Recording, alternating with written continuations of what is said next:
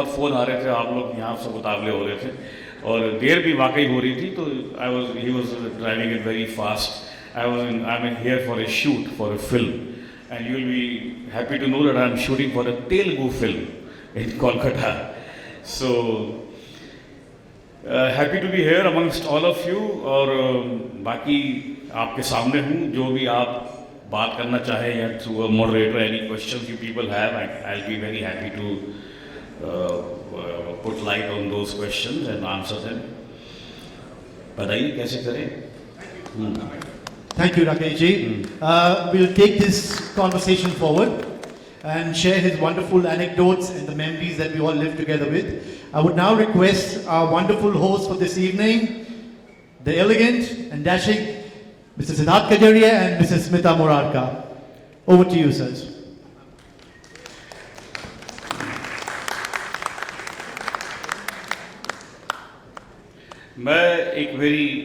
मैं छोटा सा कवि भी हूँ, तो एक आज सारी मेरे ख्याल 90% मारवाड़ी हैं यहाँ पर. हमें राइट 99.9% मारवाड़ी हैं.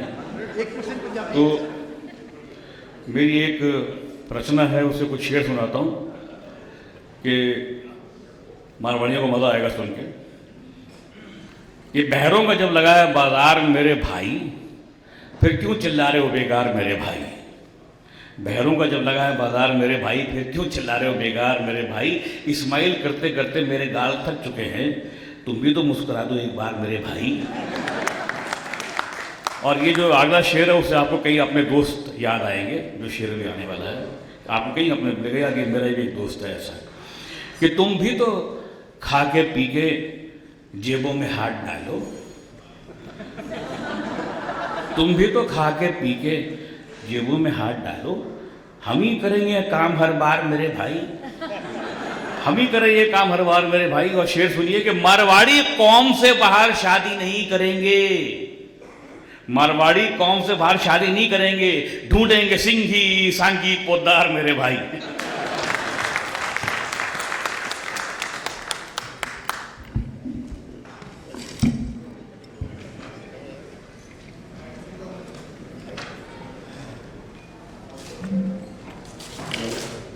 हेलो सर, आपके बच्चे आपका इंतजार कर रहे हैं. आजकल जो है कि मुझे ऐसा लगा, मुझे नहीं पता था मैं इतने लोगों का बाप हूँ. मुझे लगा मेरे 2 ही बच्चे हैं, लेकिन मेरे मालूम पड़ा कि कुछ पता नहीं कितने करोड़ घूम रहे हैं मेरी दुनिया में. इनफैक्ट आज बहुत मेंबर्स से बात हो रही थी, they were very excited to be a part of this event. Generally इससे आधे लोग आते हैं, बट आज सब बहुत एक्साइटेड थे because they wanted some light moments. They were all keen to have a very hilarious kind of evening with you. Since सब स्ट्रेस में रहते हैं, काम को लेके घर जाते हैं, टीवी स्टार्ट करते हैं, मोदी जी आ जाते हैं. आपकी बात मुझे ठीक से नहीं आ रही बिकॉज ऑफ दिस. ओके, थोड़ा माइक को दूर रख के बोलिए. वो मोदी जी बोलते हैं कि गाड़ी मत चलाओ, वर्क फ्रॉम होम करो, गोल्ड मत खरीदो, फॉरेन ट्रिप्स मत जाओ. अब हम लोग मेन थोड़ा सा गलती करते हैं, तो फिर यही सब बहाने से हम लोग उससे निकल सकते हैं. दे वांटेड टू नो आपके पास इसका कोई समाधान है क्या सर. अगर हम कुछ गलती कर दे तो हम ना गोल्ड दिला सकते हैं, ना फॉरेन ट्रिप में ले जा सकते हैं, तो उस गलती से निकले कैसे. गलती से क्या समझा नहीं. How to please his wife? He's asking this question. Please his wife. Please your wife. Please your wife. Modi ji बोल दिए गोल्ड दिलाओ मत, फॉरेन ट्रिप में ले जाओ मत, तो अब क्या करें सर. सर इसका तो ऐसा है कि एक आदमी रोड में जा रहा था, तो उसको एक साधु नजर आया, तो उसके पीछे पीछे गया. उसने जो सवाल आपने मुझसे पूछा है वही उसने उसको पूछा कि महाराज कोई तरीका बताइए बीवी को खुश करने का. तो उसने कहा बेटा अगर तरीका होता तो मैं साधु क्यों बनता. तो अब मैं आपको वाइफ और हस्बैंड की डेफिनेशन देता हूँ, और मुझे यकीन से मैं कह रही हूँ मेरी वाइफ की तो बहुत कॉमन है, हस्बैंड की मेरी ओरिजिनल है जो मैंने लिखी है. तो सोचिए मैं कितना प्रताड़ित होऊंगा जो मैंने ये लिखी डेफिनेशन हस्बैंड की. हस्बैंड को आज तक किसी ने डिसाइफर नहीं किया है. हस्बैंड वाइफ तो बहुत किया है, one is invited for ever है ना, बड़ा कॉमन है कि नहीं है. मानते हैं ना आप, ये तो बहुत लोगों ने सुना होगा, लेकिन हस्बैंड सुनिए। और मैं एग्री दावे से कह सकता हूं कि जितनी औरतें बैठी हैं सब मेरे से एग्री करेंगी, और जो जो एग्री करे वो हाथ खड़ा करे, और जो नहीं एग्री करे वो जोर से बोले कि no no no no. Okay, अब वाइफ को तो सबने सुना हुआ है, WIFE, one is invited for ever.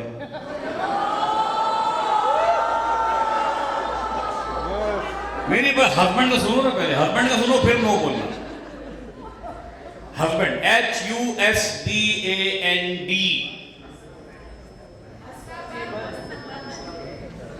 नहीं नहीं नहीं, H he, you understands। No मतलब क्या है? He understands, sustains, bears and never demands। Not at all. ठीक बोला ना भाई साहब, एंड नेवर डिमांड। भाई डिमांड घर में मुंह खोलेगा तो डिमांड करेगा ना, ये मुंह ही नहीं बोला तो डिमांड क्या करेगा? सर हस्बैंड को आपने खुश कर दिया।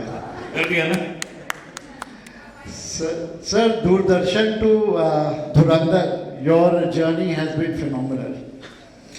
All entrepreneurs, I'm sure, will take a lot from this event with the experience that you would be sharing with them. Can we have the first slide, please? Sir आप वहाँ देख सकते हो सामने।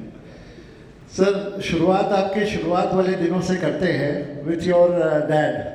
हम लोग जानना चाहते हैं, we got to know that he was an aeronautical engineer. Aeronautical engineer थे वो, मेरे पिताजी हैं।